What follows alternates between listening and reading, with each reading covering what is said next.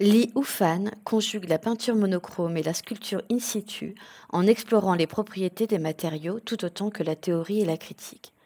En 1968, il participe à la création du mouvement nippon Mono-A, l'école des choses, dont l'approche interroge la compréhension plastique des matériaux. Il développe sa peinture abstraite avec un protocole précis quant aux propriétés des matières et des pigments employés. Le support est également conceptualisé à travers une toile vierge. Il perpétue cette éthique de la matière et de l'être artiste dans ses œuvres en exploitant des formes minimalistes, convoquant lignes et plans, dont l'enjeu est de créer des expériences intenses de perception corporelle. Le lien est la source de ses créations, dont une force invisible agit en résonance avec son corps physique. Le monde objet rencontre le monde extérieur.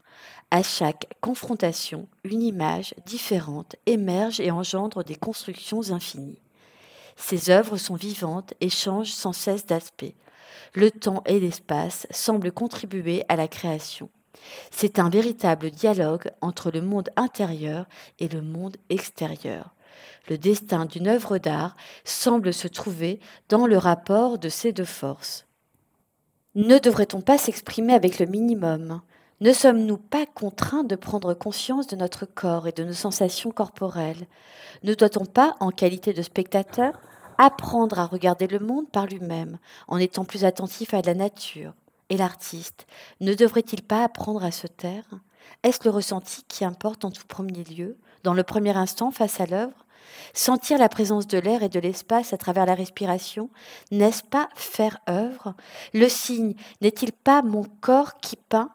L'œuvre ne se réalise-t-elle pas entre la partie touchée et la partie intacte, entre la partie présente et la partie absente? Le monde extérieur et le monde de l'artiste ne s'y rencontrent-ils pas?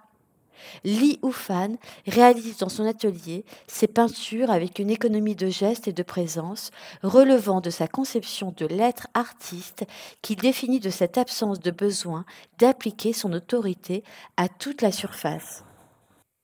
Le rien peut être considéré comme l'absence de tout contenu ou de toute substance, et perçu comme une force produisant un effet de vide dans l'espace et dans le temps. Dans l'art et la littérature, on interroge le vide pour exprimer des sentiments de néant, de solitude ou de perte, mais c'est également un concept qui nous questionne sur la nature de notre existence. Le vide est un moyen de créer une tension ou un moment suspendu dans une œuvre d'art. L'espace évidé nous invite à le combler mentalement. Il joue également avec la composition de l'espace pour apporter de l'équilibre et de la symétrie. Le vide, riche de sens, est un élément fondamental de l'esthétique zen qui met en avant l'importance de l'espace et de la simplicité dans la création d'une atmosphère de calme et de contemplation. Le vide ou le rien se conjugue parfois également avec le gouffre, l'abîme, le trou, dans une fascination addictive pour la mort. Dans le rien, le sol semble se dérober sous nos pieds, une sensation de vertige nous oppresse, l'infini nous aspire pour nous anéantir et nous engloutir à jamais. Mais il peut être également un véritable plaisir à l'égarement. Ne parle-t-on pas d'ivresse du vide, du sans limite et même de l'extase à sa rencontre? Mais surtout, l'espace vide est le lieu où s'opèrent les transformations. En effet, les transformations physiques de toutes les choses du monde se métamorphosent dans ou à partir du vide.